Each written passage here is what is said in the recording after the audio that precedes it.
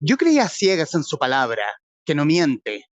Su palabra nunca mintió, como cuando me escribió. Mi corazón te sentía venir, como se siente en la noche el aleteo de un pájaro lejano. El mío latió desde entonces y desde siempre al unísono con el suyo, a pesar de sus traiciones, de sus desvaríos, que no fueron sino producto de su tormenta interior, de aquella paz que nunca logró crear, ni en él ni a su alrededor, el que lo creó todo. Y yo lo sabía, porque nos conocíamos desde antes de conocernos. Nuestros destinos estaban juntos, y ese lazo perdura en los hijos que desde nosotros germinaron hacia el universo. Por ellos yo he seguido envuelta en el manto de fuego que este poeta pirómano me arrojó encima el día en que me amarró a su alma, a su cuerpo y a su mente, con esos versos que a nadie más dedicó. Mi carne, al presentirte tembló todo como un temblor de hoguera, y mi espíritu se recogió consternado, como ante las grandes catástrofes, y después se abrió como un lirio enorme que quisiera absorberse toda la luz del sol. Y esto es un extracto, yo creo que claves del libro del cual hablaremos hoy en este capítulo del Traficantes de Cultura. Qué bonito darle la bienvenida, poder hablar de la gran figura de Vicente Huidobro, a razón de la novela que están viendo en pantalla, Pequeño Dios, de la autora Marilu Ortiz de Rosas, editado por Alfaguara, y que muy amablemente ha aceptado esta conversación con el podcast. Marilu, muchas gracias por aceptar esta conversación con el podcast. Al contrario, muchas gracias a ustedes por invitarme. Y como te decía, creo que es súper importante desarrollar la masa lectora y estos programas como el tuyo ayudan mucho. Así que muchas gracias. Y de ahí quiero meternos directo de lleno en el libro. Yo creo que colgar dos preguntas, obviamente, cómo nace la idea del libro y ante todo, ¿qué hay, qué hay en ti? ¿Qué pasa contigo con la figura de Vicente Huidobro? Uf, bueno, es que la poesía de ese hombre es arrolladora. O sea, uno no queda igual después de haber leído la obra de Huidobro. Yo he leído hartos poetas, yo leo poesía desde muy joven y me gusta leer poesía. Se reían de mí unas amigas porque debe ser como, soy un ejemplar súper raro que le gusta leer poesía. Me gustaba escribirla también. De repente empezó a cambiar, mutar mi escritura y me interesó él desde el primer libro que hice sobre él, que fue un libro un poco más de corte académico, más de ensayo sobre su obra primera, y que lo hicimos con la Universidad Católica y la Fundación Huidobro. Y cuando estaba haciendo ese libro, su primer libro que se llamó Vicente Huidobro en la constelación cantante de las aguas, que es de un verso de él, por supuesto, al escribir el capítulo biográfico, uno sabía un poquito de la vida de él. Es una reseña biográfica bastante corta, pero hay ciertos hitos que me llamaron tanto la atención y me pareció que era como un guión de novela, la vida de él. Y me pareció que era fabuloso tratar de meterse en ese delirio, porque hay muchas cosas que no sabemos si son ficción, si son realidad, pero no importa, es parte del delirio poético, en meterse en ese delirio poético, eso es lo que quería. Y de a poco la idea empezó a aprender, de repente escribí el primer capítulo, eso lo hice hace bastantes años, como hace unos 5 por lo menos, antes de la pandemia, y paré. Bueno, tú sabes que uno tiene que vivir de otras cosas, entonces los libros son las cosas que uno hace después de los otros trabajos, y es bastante pesado, es decir. Y después vino la pandemia, y dije que es el momento perfecto para avanzar los capítulos que me faltan. Esos dos últimos capítulos, Jimena Amunátegui, que es la segunda mujer, y Raquel Simeley, que es la tercera, los hice por teléfono, en mi casa, en este mismo escritorio, cerradita, avanzando, dándole un sentido a ese tiempo de encierro, feliz, feliz, muy feliz, porque creo que logré lo que inconscientemente quería, que era meterme en ese delirio, en la piel de esas mujeres.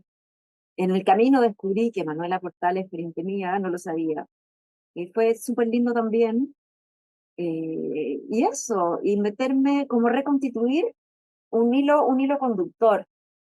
Yo creo que las personas tienen hilos conductores, los poetas claramente la tienen a través de la poesía, de lo que escriben, pero también a través de lo que los mueve, y que por lo general va junto, va de la mano, no, no siempre, porque hay muchos poetas que no son para nada autobiográficos, pero en el caso de Huidobro, al comienzo es bastante fiel a lo que son sus sentimientos, sus amores, sus encuentros. Después se empieza a distanciar de eso y empieza a volverse más etéreo, más metafísico. Entonces fue un proceso súper entretenido, interesante, lo pasé fabuloso. La parte de la escritura para mí es como la más ansiosa, y después empiezo a editar, y eso es lo más cansador, porque me demoro relativamente pronto, poco en escribir, pero muchísimo en corregirme. O sea, por suerte hay plazos, porque si no, uno estaría toda la vida corrigiendo. Pero eso, más o menos eso, no sé si responde a tu pregunta.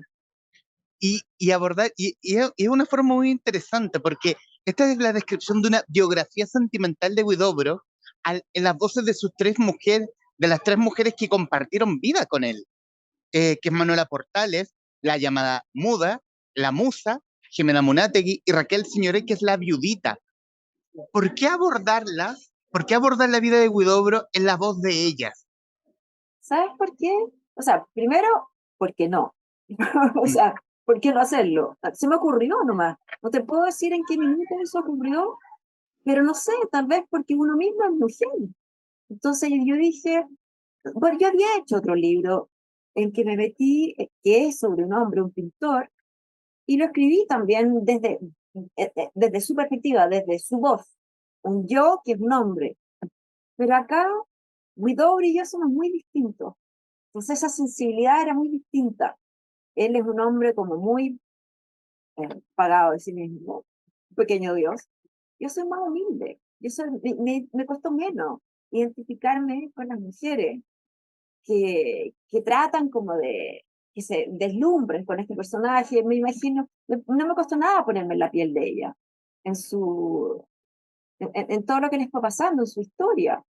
Y resulta que fue entretenido, muy triste por momentos, sobre todo en el caso de Manuela, un poco angustiante en el caso de Jimena, cuando Huidobro está tan enojado con ella, y también nuevamente muy triste en el caso de Raquel, que lo pierde, digamos, que se queda sin él, se lo arrebata la muerte. Eso fue un proceso de inspiración que nació así en un minuto. Y también porque los hombres son poco dados a hablar finalmente de sus sentimientos. Entonces me pareció que a través de la mujer podría ser muy entretenido. Además, iba a tener tres puntos de vista que miraban el mismo personaje. Me parecía súper entretenido contrastar esas visiones, contrastar esos personajes, porque cada uno describe un personaje que no necesariamente es el mismo. Se parece, pero no es la misma persona Huidobro a los 20 que Huidobro a los 50 y tantos, un poco antes de morir. En el fondo es como una mirada al Huidobro humano, bajándolo de ese pedestal del pequeño Dios, citando el Tal título del libro. tal cual, jugando con eso, exactamente. Y creo que las personas que más autorizadas estaban para hablar son ellas. Si bien no escribieron mucho sobre Huidobro, había material, había cartas, sobre todo en el caso de Manuela, y habían testimonios, pues me ayudaron mucho las hijas de Jimena Monategui y de Raquel Signoret, fueron colaboradoras íntimas de este proceso. Y fue muy bonito, el proceso de creación del libro fue muy bonito, muy entretenido, con mucha complicidad. ¿Y cómo fue, cuánto tiempo lleva una investigación como esta? En revisar documentos, conversar con los herederos de Huidobro, y en el fondo también colgar esta segunda pregunta, tomar la voz de Manuela Portales, de Jimena Munátegui, de Raquel Signoret, que en el fondo hablan de un Huidobro que siento que a pesar de lo hecho, a pesar de lo bueno y lo malo, y más lo malo, no hablan tan mal de él.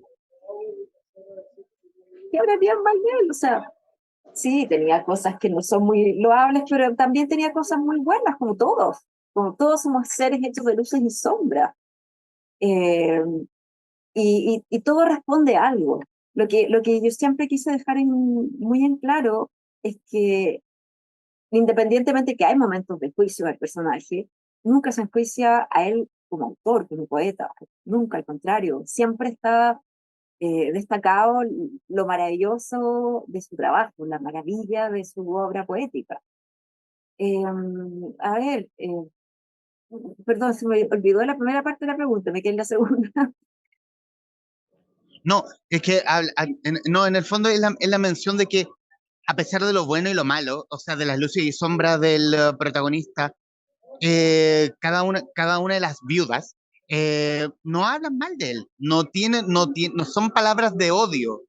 No, no, yo creo que la vida eh, también piensa que están escritas, este libro, todos los personajes ya están muertos, están mirando sus vidas con la perspectiva de la sabiduría de una vida vivida y de una muerte morida, porque como habría dicho Hugo, como de una muerte que ya ocurrió. Entonces está mirado sin el rencor. Y se pueden contar hechos que son tristes, pero, o decepcionantes, pero están contados como con la perspectiva de los años, con la sabiduría de los años. Al menos eso es lo que traté de hacer. Ahora, es divertido porque uno no se da tanto cuenta de lo que está haciendo cuando lo está haciendo, sino que empieza a tomar conciencia cuando, cuando lo ves, cuando los otros lo ven. Uno lo tiene todo acá. Por eso dormimos mal los escritores, porque uno tiene como todo un mundo, y ya son varios, porque son varios libros distintos que uno los trae acá, con cosas que uno se imaginó y que empezaron a dar vida. Y hay cosas que uno simplemente imaginó, otras que son muy testimoniales, pero hay cosas que uno se imaginó, que interpretó, y empiezan a cobrar vida para los otros. Y ese diálogo es fascinante con el lector. Eh, es conversar sobre un mundo que es imaginario, finalmente. Acá todo es imaginario, la poesía es algo intangible, la literatura, la escritura también. Y eso es fascinante, para mí me encuentro fascinante. Y resulta fascinante también porque también Huidobro es un ser que lleva todo como al límite, que vive todo al límite, que vive sus amores al límite, no sé si decir enamorado, pero que vivió el amor bien al borde, que vivió su vida al borde, sus mismas creaciones. Eh, Esa necesidad de heroísmo también, que estando en Europa se va a meter en una guerra, es como, ¿por qué? De ¿Por qué este guerra. demente, en tres guerras, por qué este demente se va a meter en guerra? Pero en el fondo es ese fuego interno que lo llama a estar donde, como bien se dice, las papas queman. Tal cual, es su instinto periodístico y su instinto de estar en la primera plana del mundo. Yo creo que Huidobro piensa que fue educado hablando francés, con institutrices extranjeras, con una familia que viajaba mucho, se identificaba mucho con Francia. Eh, yo un poco ironizo con eso, ¿no? Cuando lo pongo que su sueño habría sido haber sido enterrado en el Panteón en París, pero obviamente que eso le habría encantado. Eh, pero Chile, si hoy día estamos lejos del centro del mundo, imagínate en esa época. Yo creo que él se sentía un poco atrás mano. Muchos se iban a vivir fuera, y claro, fue lo primero que hizo cuando apenas pudo irse de Chile, lo hizo. Y no sé, el primer mundo, Francia, estaba sufriendo, estaban viviendo una guerra. Él, yo creo que él sintió que tenía que estar allá. Y bueno, también un poco tal cual, por necesidad de heroísmo, porque él nació para una vida heroica, su poesía es heroica, todo está en un estado de exaltación supremo, no es el poeta contemplativo, descriptivo, pasivo, para nada. Es uno de los artistas, de los poetas más, de versos más electrizantes que pueden existir, y bien espiritual también. Un tipo que quiero volver a esa misma intensidad, a ese fuego a ese fuego que vivía en este pequeño Dios. Y en el fondo también las mujeres importantes. Y aquí hay una cosa interesante que yo poder, ¿por qué agregar a sus parejas sentimentales? Y no tomar, por ejemplo, bueno, también es parte de la historia su madre, que en el fondo quien le fomentó mucho ese ser artista, ese tú no tienes que ser presidente, tú tienes que ser rey, cuando quería ser candidata a la presidencia. O la misma Teresa Bilsmont, que claro, no fueron pareja, pero sí tuvieron una historia importante. Fundamental, sobre todo, le ayudó mucho, Logro, fue tremendamente generoso con ella y, y, y tuvo compasión, fue compasivo con ella, le ayudó a escapar. Ella estaba viendo una situación terroríficamente injusta y él la ayudó, como nadie, corrió riesgos, corrió el riesgo de su reputación, de su matrimonio, para ayudarla a escapar del convento donde la habían encerrado. Eso poca gente lo habría hecho, o sea, nadie, ningún hombre se habría arriesgado en esa época, y aparte que era la sociedad más, la rancia aristocracia en esos años, lo que hizo fue muy osado, maravillosamente osado, y se la jugó por defender a una mujer que estaba oprimida y justamente. Eso también habla, es otra cosa que habla bien de él, así como hay otros momentos que estuvo mal, eso es algo maravilloso de un libro, un capítulo muy bello y que ella se lo reconoció y tal vez no se supo suficiente, porque se sabe un poco lo de la escapada, ¿no? Desde este convento donde la habían encerrado ahí en la esquina de la Plaza de Brasil, la pasa a buscar, se disfraza, la saca, le lleva un disfraz a ella también, le llevan a Buenos Aires, corre el riesgo. Él podría haber quedado muy mal, podría haber quedado preso. Y ahí le cuelgan un romance a Huidobro con ella, pero no, yo no creo que sea así. De hecho, ella se involucró con un poeta argentino llegando a Buenos Aires. De ahí cada uno sigue su camino y se vuelven a encontrar en Francia, eh, a unos años después, será unos 5 años después. Y él la vuelve a ayudar.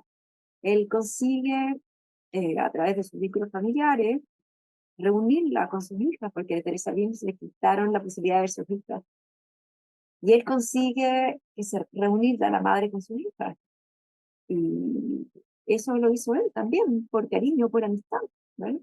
Entonces son dos gestos muy nobles que tuvo hacia Teresa Fíjense. Gran poeta también, que descubrimos bastante tardíamente gracias a la obra de su biógrafa, la Ruth González Vergara, si no me equivoco, que hizo un trabajo increíble de rescate de su vida y obra. Yo la admiro, la entrevisté en su momento, encuentro que es un trabajo, un gran aporte para nosotros. Un tipo que era capaz también de pegarle a esa rancia aristocracia en pasando y pasando.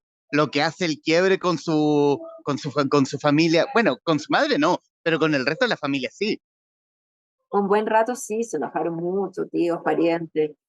Y claro, no le tenía nada, bueno, era impresionante el brío. Era joven, era bien joven cuando estaría pasando y pasando, pero tampoco tenía 14 años, tenía como 18, entre 18 y 20, porque bueno, los libros se publican después. No, tremendamente usado. Él ataca, en ese libro, ataca a los curas de su colegio, pero de una forma violenta, frontal, con adjetivos durísimos, ¿no? Con un lenguaje bastante poco poético. Y claro, la familia a un momento le dice, ¿sabes qué? Llaman al padre, le dicen, va a quedar muy mal la familia, esto no puede ser, y le queman el libro, lo quemaron. Se salvaron algunos ejemplares.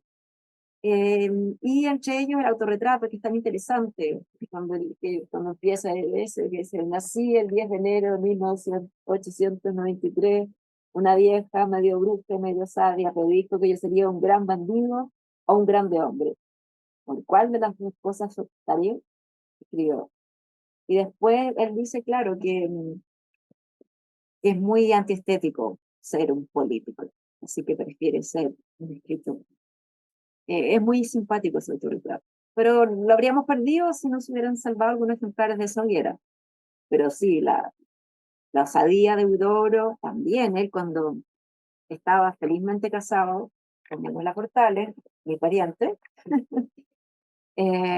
y se enamora de Ximena Monaquí, que era una colegiala, no se le ocurrió nada mejor que dar a conocer este tormento interior que él tenía en un poema que publicó en el diario el día Viernes Santo. O sea, se enteró Santiago completo, siempre lo que decía, más que era de este porte, todo era chico, se enteran de La, esta, la sutileza misma. se enteran de los sentimientos que embargaban a este poeta por otra mujer, y él compara su martirio con el de Jesús en la cruz, o sea, una cosa más que osada, po. Yo creo que casi hereje, el que borda con la herejía, rosa la herejía, y, pero él no tenía límite. El arte tampoco debe tenerlo, ¿no? La poesía, un poco. Casi todo el poema es maravilloso. Perdón, me había muteado.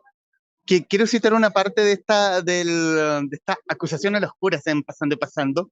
Cito: después de pasar por alguno de esos graciosísimos colegios en que una doña Mariquita o doña Zoila o doña Carmelita nos enseñan y nos doctoran en silabario y nos amarran los pantalones cada vez que vamos para adentro, pasé al colegio de los jesuitas. Ahí sufrí mi primer desengaño. Había creído que los sacerdotes eran siempre gente dulce, amable y cariñosa, que dan caramelos, santitos y medallitas, como los había visto en mi casa, llenos de afabilidad y suavidad, llenos de cordero pascual, y me encontré con unos padres enojones, estrictos, iracundos y muy castigadores. Habían caído ante mi vista los vellones de oveja y dejando en su lugar a unos géneros negros y severos. Y también cita también un diálogo que tienen donde como que al padre rector del San Ignacio le llega como, usted está leyendo sola. Es como, no, como que le dio solamente las críticas y de ahí terminó, y eso terminó con la expulsión de él. Sí, o sea, imagínate como su madre, que era súper católica, o sea, la familia completa, bueno, todo el mundo lo era en esa época. Eh, fuerte, pues, fuerte el libro que estaba sacando el niño Vicente. Y El, después de el, eso, claro, él se cambió, él adoptó su seudónimo, Vicente Huidobro, después de ese libro, un poco para distanciarse de la familia. También yo creo para inventarse una identidad literaria un poco aparte de de su familia, del medio social del cual él viene, que es tan complejo. Chile es un país tan estratificado, sobre todo en esa época. Eso, y no le jugaban a favor eso a él, nunca le jugó a favor, siempre quedaba un poco con el fijecito que escribía, y eso él le molestaba muchísimo, porque a pesar de todo, él era un hombre de una sensibilidad social altísima, de ideas políticas de izquierda, de gran sensibilidad, un personaje sumamente contradictorio, pero un intelectual de su tiempo, sin duda. Conversamos con Marilú Ortiz de Rosas, autora de Pequeño Dios, editado por Alfaguara, que puede decir nuestra invitada. Marilú Ortiz de Rosas estudió periodismo en la Universidad de Chile y luego se doctoró en letras en la Universidad de la Sorbonne y Francia. Ha trabajado en el diario El Mercurio, en la revista La Panera, en Naciones Unidas y en organizaciones no gubernamentales relacionadas con la infancia y la protección de la naturaleza. Es autora y editora de libros para adultos y niños, fotógrafa y curadora de arte. En 2007 obtuvo el premio Revista de Libros de El Mercurio con Historia de un sueño fragmentado, biografía de Mario Carreño. Y quiero irme, Marilú, al camino literario. ¿Cómo llega Penguin Random House? ¿O tú llegas a ellos? A ver, que Random es un grupo grande, digamos, muy grande. Ese libro por el cual yo me gané ese premio en el 2007, fue publicado bajo el Mercurio Aguilar, ¿ya? Que hoy día, o sea, finalmente pasó a Random también. Yo ya tenía una experiencia con Random. Y el libro, originalmente yo lo iba a hacer con otra editorial con el cual yo publiqué harto tiempo. Eh, pero por una cuestión técnica, compleja de explicar, no pude hacerlo ahí. Entonces, perdí un poco de tiempo, pero bueno, el libro tuvo tiempo de madurar. Y lo presenté a Random y les encantó la idea, el tiro, ha sido súper grato, súper grato.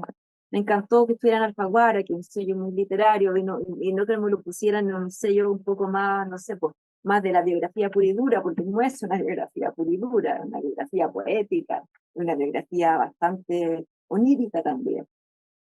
un personaje que están todos muertos y viven a través de la poesía de un hombre.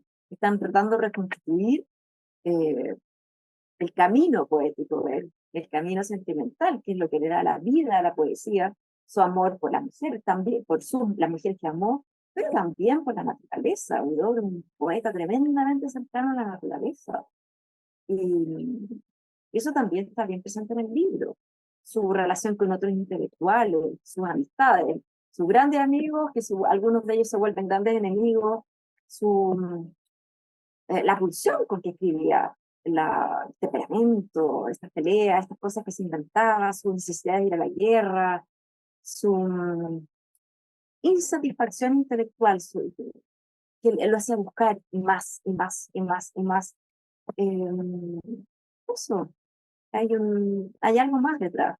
No, yo me quedé muy contenta con la experiencia con Random. Ha sido, sobre todo estar ahí en ese sello, como te digo, que es un sello literario.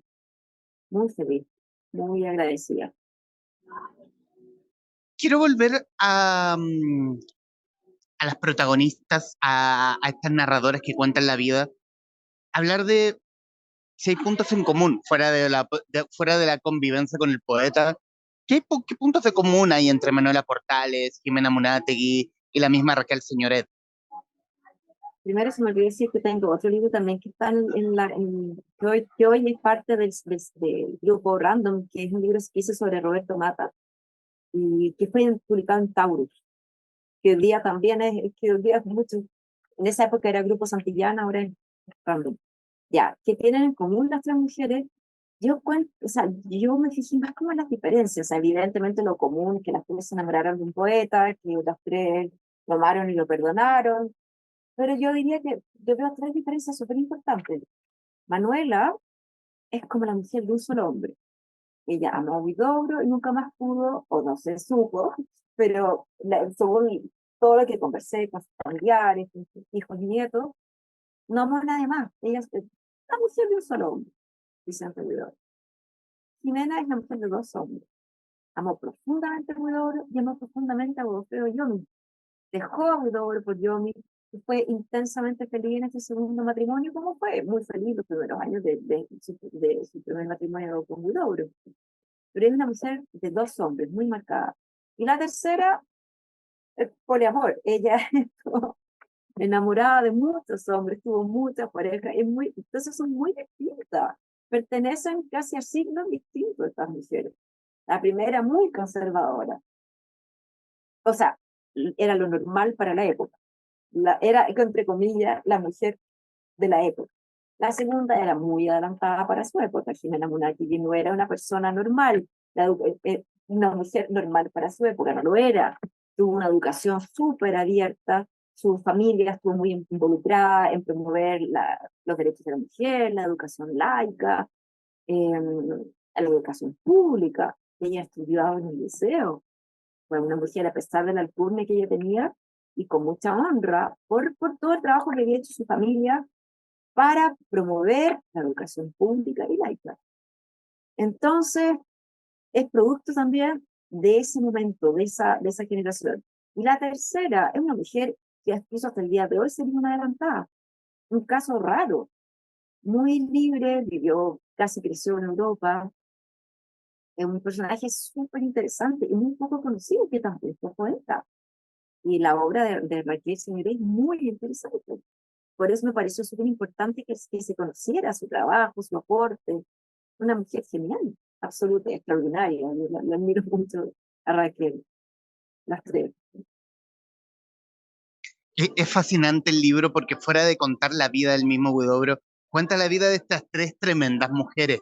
Quiero ¿Ya? resaltar a, quiero resaltar a Jimena Munátegui, que fue capaz de sacarse la vela, el velo de los ojos, de mirar al pequeño Dios como un hombre tal, que fue capaz de cruzar la vereda e irse con otro. Lo que en el ego de Huidobro tiene que haber llegado acá. O sea, yo creo que todavía no se repone, va a necesitar varias reencarnaciones para ponerse de eso, pero los hombres hacían eso, las mujeres no. Entonces yo la encuentro bastante heroica y digna o sea, a mí no me parece bien que la gente esté abandonando a unas personas por otras, pero es que Cuando las mujeres empiezan a jugar igual con los hombres, las reglas empiezan a cambiar. Y eso es muy bueno para las mujeres que venimos después, porque las reglas empiezan a cambiar cuando ya no pueden hacer lo que quieren, y solo lo que quieren. Cuando hay mujeres que también hacen lo que quieren, tú tienes que hacer acuerdos. Antes de eso, no había acuerdo posible. La mujer solo tenía que acatar. Entonces creo que es súper interesante para la historia, no del feminismo, porque creo que se podría malentender, sino de la evolución de la mujer. Personajes como ella son fascinantes. Quiero hablar de, bueno, obviamente la opinión de la autora respecto de la obra de Huidobro, cómo se lee la obra de Huidobro a la luz de los tiempos de hoy. Creo que eso es lo que más tiene de fascinante Huidobro, porque como te digo, como no es una obra autobiográfica, no es una obra que hable, tampoco se mete tanto en política en su obra. Es una obra más metafísica, es una obra en que habla de la esencia de la creación. Me fascina su verso sobre la muerte, tiene una obsesión con la muerte. Nació muriéndose y murió naciendo. Eh, yo encuentro que es uno de los poetas más recientes y hoy día muy leído en la juventud y muy rescatado. Yo creo que Isidoro con el paso del tiempo ha sido más valorado y muy leído, mucha gente joven. Acaba de estar con el presidente de la Fundación Isidoro y te digo, se reedita y se reedita y se reedita. Incluso muchos fuera de Chile, muchas universidades extranjeras muy interesadas en la obra de Isidoro. Yo creo que te digo que sobrevivió muy bien. No todos los autores, sobre todo justamente por esta relación con la mujer, y era, bueno, tiene algunos versos bastante poco afortunados y duros, pero es un poco, en que habla de esa relación con la mujer, pero son muy pocos, son contados. Es más bien, está en otras esferas, es un poeta un poco, trasciende del amor físico entre hombre y mujer para un amor más cósmico, más con la naturaleza, eso, más el ser, mucho más complejo. Por eso yo creo que, que trasciende. En un capítulo anterior hablé con Gabriela Alburquenque, investigadora sobre la vida de María Luisa Bombal, y a razón de los premios, porque habla en el libro también habla de que él no ganó premios, pero sin embargo hoy los premios pueden venir, ir y venir, pero no significan absolutamente nada porque en este momento tú y yo estamos hablando de Vicente Huidobro, se está revisando la obra de Vicente Huidobro y de alguna forma, si no fue la justicia de los hombres, hay una justicia divina que sí pone a Huidobro en su lugar. Sí, la justicia, la divina justicia de las artes y letras. Huidobro era demasiado orientado por su tiempo, para haber sido entendido. Te pongo un solo ejemplo. Bueno, después de ese libro, de esa novela con Alfaguara, es que se produjeron llevaban como 2 años también con Ediciones Babieca, tratando de hacer un libro sobre la relación de Huidobro con las artes visuales, en el cual también tuvo un rol súper importante. De hecho, cuando se inauguró el Centro de Arte Contemporáneo de Cerrillo, eso fue como en 2016, si no me equivoco, se inauguró con una exposición en que se le rendió homenaje a Huidobro por su rol como pionero en el arte contemporáneo, por la relación que hizo entre la arte y la letra, y que eso fue muy patente y marcó mucho el arte contemporáneo, las artes visuales contemporáneas chilenas. Entonces, yo creo que es un buen ejemplo de lo que le pasó a Huidobro. Por ejemplo, él inauguró una exposición en mayo de 1922 en París, estoy hablando de Santiago de Chile, en París. Él expone sus poemas pintados, ¿ya? Que son unas obras que son poesía y pintura a la vez, en el Teatro Edouard Sept. La exposición duró 3 días porque fue cerrada, el público reclamó que no entendía qué fue esto, empezaron con unos papeles, era precursor de la poesía visual, precursor de un arte más efímero, precursor de un arte que era menos apegado al consumo, que no tenía un valor tan transable. Él quiso en ese momento, su idea era hacer una serigrafía, grabado. le fue tan mal en su proyecto que lo guardó y se murió sin haberlo hecho.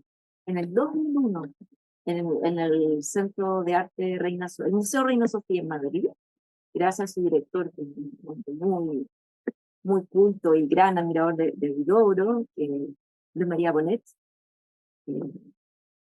lo, recién se hizo ahí. Hicieron las serigrafías a partir de los poemas pintados y se hizo una exposición maravillosa en la Reina Sofía, ¿te imaginas? Huidobro. Entonces, como que tú dices, wow, en su época no fue, pasó casi un siglo, 100 años, para que fuera entendido el proyecto, que fuera sopesado a nivel intelectual su propuesta creativa. Mira, es deslumbrante. Yo creo que no se ha tomado conciencia todavía de lo adelantado que ha habido para su vida. Era la punta de lanza de la vanguardia.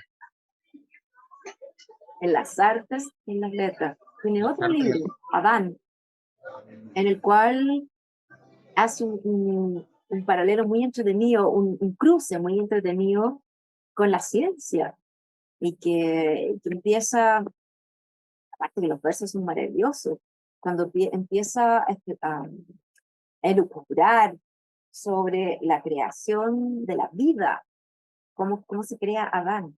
Y dice que el mejor se crea del agua. Y empieza a investigar, y en el prólogo de ese libro él habla de su interés por la ciencia. Imagínate, esto año 14. No me acuerdo si 14 o 16 se publicó Adán, pero muy temprano, muy temprano. Eh, cuántos años después, cuántos siglos, se está haciendo poesía y ciencia? El 14.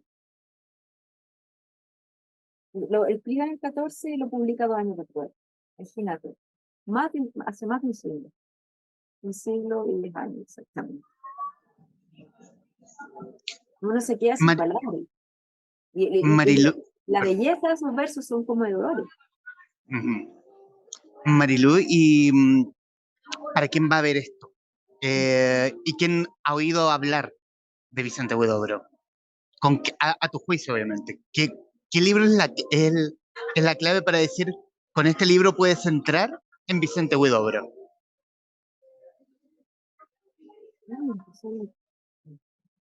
Bueno, yo tuve que hacer una selección de 10 para este libro que hicimos con Ediciones Babieca, que se llama Arte Poética. Los primeros son importantes, igual Ecos del Alma es importante, si bien no es representativo de la obra de Huidobro, porque es mucho más modernista, es como antes de su periodo creacionista, pero igual es fascinante Ecos del Alma, que es de 1911-12, imagínate los años. Después tenemos La Luta y Silencio y Canciones de la Noche, son espectaculares, a mí me gustan mucho esos dos. Mm, Ay, qué difícil, estoy recorriendo, pasando lo podemos saltar. Después los pagos cultos preciosos. Se los leí a mis alumnos en clase y todos se sorprendieron del nivel de conocimiento que tenía Huidobro de las religiones y filosofía oriental, por ejemplo, y cómo los trabaja en sus obras a nivel visual, porque los primeros caligramas que él hace también reproducen figuras, por eso se llaman, tienen títulos japoneses. eh, Sus primeras obras, Triángulo Nipón, estudiando él la filosofía oriental. Imagínate, súper adelantado también. Y es bien interesante. Tiene parábolas que hablan de la sabiduría de un hombre viejo, del hombre que está esperando la muerte, del hombre que lo vino a buscar la muerte. Ya tenía una reflexión muy profunda sobre la muerte cuando tenía 20 años. Adán es un libro espectacular. Que cualquiera, eh, y esa relación con la ciencia me parece fascinante. Con la Biblia también, aunque Sodán no es el personaje bíblico, pero también lo es. Es el primer hombre que se encuentra con el primer amor, que es Eva. Muy interesante, romántico, muy romántico el libro, pero un amor que es más del tú a yo, es como de los peces, ¿entiendes? Después tenemos, ¿cuál? A ver. todos los libros franceses son espectaculares, cuando empieza con Horizon Carré, que es el primer libro que él hace en Francia, que hace en francés, en 1919, si no me equivoco, y que se lo dedica a su madre, que le financió todo el libro, le financió toda la vida, toda la carrera, todas las publicaciones, todo, todos sus viajes. Él pudo ser poeta gracias a su madre. Me acordé un poco que también el sol se empezó a correr. A ver, después tenemos, todos los libros franceses son espectaculares. Un Altazor para que hablar. Pero tal vez Altazor no es tan complejo si uno lo empieza a leer desde el comienzo. Tiene partes tan elevadas y uno va a entrar como en las filosofías de vida de él, y uno empieza a entender esta transfiguración que va haciendo del personaje, eh, metaforizado en este lenguaje que se va desmembrando, así como el ser va desapareciendo, así como él va dejando su ego, va dejando todas sus pasiones atrás, todos sus anhelos, para ser un árbol, rama de árbol. ¿Cuántos poemas tiene en que se está convirtiendo en árbol? Son muy bonitos también, esta metáfora del hombre que se está convirtiendo en árbol. Eh, Te dice todo de él. Finalmente, yo creo que hay personas que tienen una inteligencia demasiado intelectual y que no le alcanza para la parte social. Yo creo que no tenía ese tipo de problema, porque cuando uno lo lee, uno no encuentra rasgos de soberbia en toda su persona, algunos sí, pero en estos no. Uno encuentra en una persona que se vincula con las fuerzas poderosísimas del universo y de la naturaleza. Ahora, bueno, Cagliostro, el mío, sí, es muy entretenido. Y fascinantes son los últimos libros también. Ciudadano Olvido, una maravilla, muchos versos sobre la muerte, y para que hablar últimos poemas, y también muy dedicados a la naturaleza, muy dedicados a la esencia del ser, la importancia, qué es lo que es importante en la vida. No te ayudé mucho diciéndote con cuál uno podría partir. Más fáciles son los últimos, ¿ah? Tal vez partir por últimos poemas y empezar para atrás a escribir. Creo que fue lo que hice yo. No, yo partí por ahí. Yo tenía picoteados algunos poemas que había leído y que me habían llamado mucho la atención. Como no sé, porque mi libro habla de la poesía, que es una templado celeste, no sé, es una imagen cósmica que te aparece en la cabeza y no se te va nunca más. Pero un momento yo me compré las obras completas y yo lo empecé a leer. Fue un camino maravilloso. Que te deja el alma muy plena, a pesar de la tremenda carga que tiene respecto a la muerte. Pero de la forma que la va afrontando, tú sientes que es finalmente la reunión del hombre con la naturaleza, el hombre que finalmente logró volverse árbol, y regresar a la tierra. Eso, partan por atrás y después como para descubriendo los más bonitos. El tesoro es una maravilla. Hay que leerlos de a poco. Y te decían, hay que tratar de leerla como si fuera un libro. Hay que ir, un libro que uno debiera tener en el velador. Leerse ya, hoy día me voy a leer 10 versos, o sea, me voy a leer, perdón, 10 poemas, o un poema. Es lo que yo hago con los alumnos míos. Trato de ir de a poquitito, porque es mucha información, es mucho la carga que tiene la obra de Huidobro, la poesía en general. Pero hay poesía que es más descriptiva, más fácil. Eso todo lo que combatía Huidobro. Él no quería la poesía descriptiva, es todo lo que combatió a través del creacionismo. Quería una obra que floreciera en el poema, una rosa que floreciera en el poema, no cantara la rosa, lo dice literalmente. Y uno entiende muy bien eso cuando lo lee. Marilú, en el tiempo que nos queda de esta grabación, quiero darte las gracias por el libro, porque es un libro, yo diría, me aventuraría a decir que es un buen comienzo para conocer al ciudadano Vicente Huidobro, y Esa de es la ahí, idea. y de ahí zambullirnos de lleno en toda su obra, como lo recomendaste tú, o como en el fondo, como lo recomendaste tú. Es un relato amable, es un relato bonito de cómo las mujeres de Huidobro lo ven. lo entienden, lo cuestionan en ciertos momentos, pero al final de cuentas es como, él es así, él es un fuego, él es ese niño, él es ese niño que no terminó de crecer, si, parafraseando lo que en alguna línea de Manuela Portales. Sí, Conocer a ese Huidobro, yo creo que este es el mejor comienzo de todos. muchas Quiero gracias. darte las gracias, quiero darte las gracias por tu tiempo y estos minutos finales son tuyos para que digas lo que gustes del libro o de lo que quieras. No, agradecerte mucho, como te decía, hay que fomentar la masa lectora en Chile. La verdad es que la poesía es una aventura tan bonita y te hace tan bien al alma, te afina. Por eso no hay que leerla como si fuera una novela, no tiene que esperar a encontrar un suceso, pero leerla, degustarla, te va afinando tu sensibilidad. Y cuando uno era más chico, era más sensible. Y uno va perdiendo eso en la vida tan tenebrosa, llena de problemas y de vicisitudes.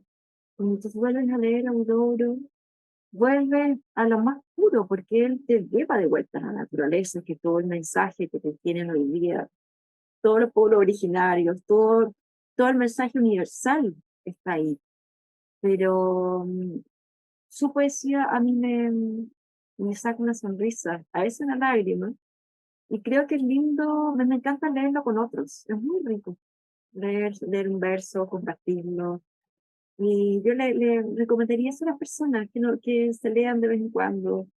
Bueno, en el otro libro yo hice una antología de versos de Huidobro, de estos 10 libros que escogí, el libro que está en Ediciones Babieca, que lo hicimos también con Auspicio La Reinvial y con mucho, con ilustraciones de 10 artistas contemporáneos jóvenes, que siempre fue fascinante. Y ahí hay una antología también.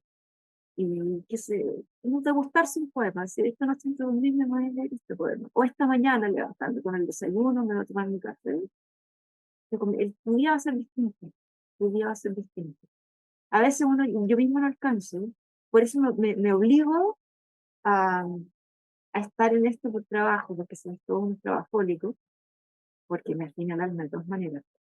Y ahora que me voy de vacaciones, yo sí, en las vacaciones leo, leo al tajo, leo. Y, mi corazoncito vuelve pleno.